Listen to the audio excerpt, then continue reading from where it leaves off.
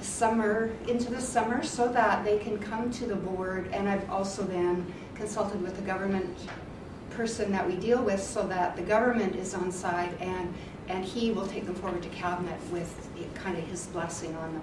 We need to have him on side or they're not going anywhere. But I would like to have them in a position to bring to the board for our October meeting so that the board can approve them, then we can submit them to the government, and then they'll go out for this consultation period. So that's been probably the main focus of my work this last year. The other main point I wanted to talk about was we had a major challenge this last year with a move from our old location to our new location that was basically unexpected, and it was very disruptive for us this last year. And I know we wrote about it in the monthly update, and it probably didn't impact on you very much, but and I'm hoping that the materials that we sent to you throughout the year didn't show that we were going slightly crazy in office at times. But we did have to move, and that cost us more money than we had thought that it would. But we are in a space right now that is a good size. It allows us to have our board and committee meetings right on site, which saves us money with catering and all that kind of thing, rather than going to a hotel. And it gives us a little bit of space to grow. Not a whole lot, but enough. We were also having to move and looking for space during the Olympics and during a time when space just wasn't very available because of that. And it was a difficult time last year to get this done. We moved partly into our new space in June, and then the additional floor space that we were going to get became free next door when the neighbors moved out, as they were going to. So we moved into that space in November. So that two-stage move took a little effort and cost us a little more than we wanted to spend as well. So any questions on our office move or anything that I've said about the regulation? No, everybody okay with that? The only other thing I wanted to highlight was one of the other milestones this last year was the updates to our website and the total redesign. I think it's much more user-friendly now. I'm hoping that you find it that way.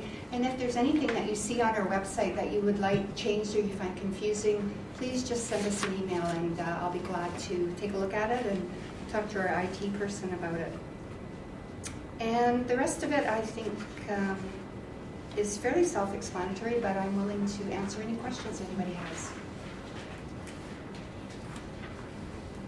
Oh, okay, thank you.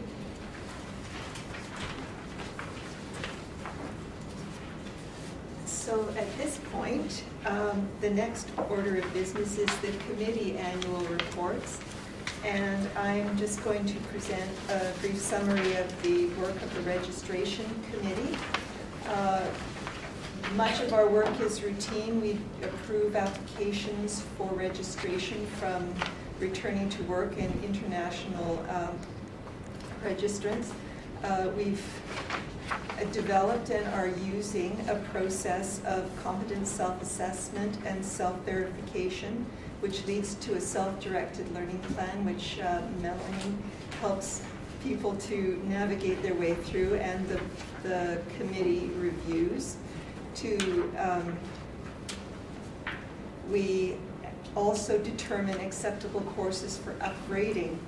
There are two issues here that relate to bylaws, and the first one talks about registration, 03 full registration, stripped down to its components. Essentially what we've done here is we've agreed with all of the members of the Alliance of Regulatory Bodies that applicants, regardless of which stream they approach us from, be it graduate school or foreign applicants, really must be determined competent in all of the areas of dietetics, clinical, administration, and community in order to become registrants of the college. And this is a change from other years when they could really just choose to be competent in 2 of those fields. The other board policy, BD07, has been revised so that there is a category that we can approve for practical upgrading programs. These have to do with bridging programs and shorter than usual internship programs that recognize that somebody from a different country may have part of the building blocks to become a registrant and may not need to do a full internship program. Apart from that, we worked quite hard with the restricted activities competencies, and we were successful in adjusting our forms for the 2011 year, which you may have noticed when you registered, to try and bring some of those elements into our registration process. There's more work to be done with these. We're not finished yet, but it's getting nearer. So that's the registration committee report. And I'd like to ask, please, Adrian, to talk about the quality assurance committee report. Thank you very much. Ladies and gentlemen, this last year was the first year that we've had the combination of the Quality Assurance Committee and the Patient Relations Committee. And you need to understand that was a brutal coup. Peter fought it tooth and nail as chair of the Patient Relations Committee, and at one time actually threatened to commit suicide over it. But we managed to calm him down. And in fact, the last year has worked out really, really well, and it was actually a very, very smooth transition, and it's become continued to be a very, very effective committee. One of the most important pieces of business was shepherding the changes to the Code of Ethics through, and in fact, we're going to approve that today at today or tomorrow at the board meeting. We, last year, as you may recall, purchased the jurisprudence handbook from Alberta, and this last year we've been assessing that in terms of its applicability to our needs, and we've decided it needs some fairly major editorial changes, so we'll be working on that in the coming months. And we expect that that will be rolled out with an appropriate quiz examination connected to it within probably 9 months or so. And finally, the continuing competence program, we've been working with Skillsure, that's our online provider, to tweak that so that it's a more effective method. And obviously, we've had some very, very good feedback from you, the users of that, and we've been taking that into account as well and making those changes to that. So my sense is, as a public board member, I'm looking at that from the outside, that in fact it's becoming a very, very effective tool in terms of usefulness for ensuring continuing competence. Thanks very much.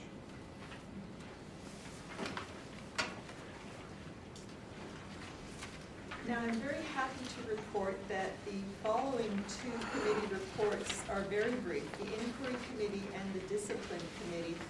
There is nothing to report because there have been no inquiries in the past year and no disciplines. And I think thank you all, thank you every single one of you and everyone who's not here for making that so.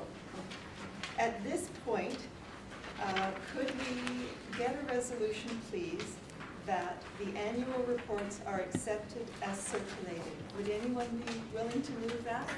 Yes. Caroline Mitchell? Shirley Mitchell, sorry. All in agreement? Okay, carried, thank you. So the next thing on our agenda is the audited financial statement from April 1st, 2010 to March 31st, 2011.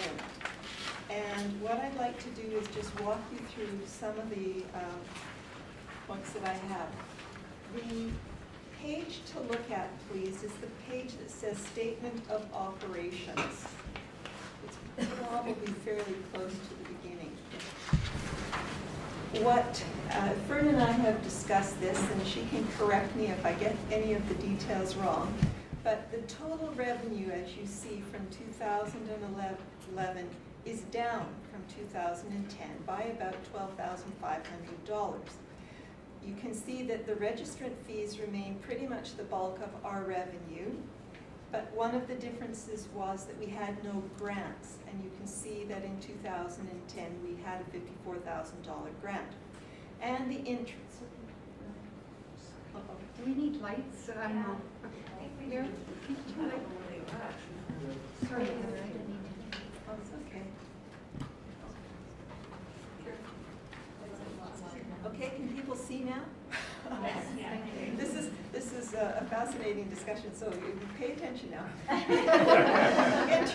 The interest income was reduced. You'll see that the percentage in 2011 was down, so the total number was down. And you'll also notice that fewer candidates wrote the CDRE exam in BC. So all of these things together led to a drop in our total revenue. Also, we've been noticing, and this doesn't show up, Fern alluded to this before, that there were a higher number of withdrawals in this year, so we're not really sure where the trends are going. If you look at expenses, the expenses, though, were also down in 2011 by $63,000 compared to 2010, and there were really several reasons for this. And I would say that the uncertainty of the move was a huge driver of this, because for months, Fern and Melanie and Marilyn did not know what the situation was going to hold for them. And they used prudence to haul back on a lot of expenses. So what you can see is that occupancy expenses, the rent, has gone up, and that just reflects the cost of doing business, I'm afraid. They postponed the finalization of some projects, which the jurisprudence module that Adrian was alluding to has been set back a bit. It will probably come on in the next year, is my guess. Okay. We were saved from expense by all of you good people not having any inquiry cases. That was another thing that helped us out. And there were savings in the office and a certain amount of coping that the staff did with a position that didn't get completely filled for the whole of the year. Again, it was all very prudent activity when such uncertainty was existing. If you will turn over to the next page, it really gives you on this page the statement of change in net assets, the larger picture of where our college is going. You can see that we acquired $9,468 of assets despite amortization, and that was probably related to the computer programs and the support for our network system, my guess there. We increased the restricted fund. The restricted fund, you might consider, is our war chest in case something unforeseen or unusual happens to the college and we have legal expenses that we must deal with. Our goal ultimately is $1 million. We are halfway there, which is really kind of favorable. We won't have to collect quite as much once we reach our goal. And you can see that we've maintained an unrestricted balance of $132,000, which is our drawdown money. It's our operating money from month to month.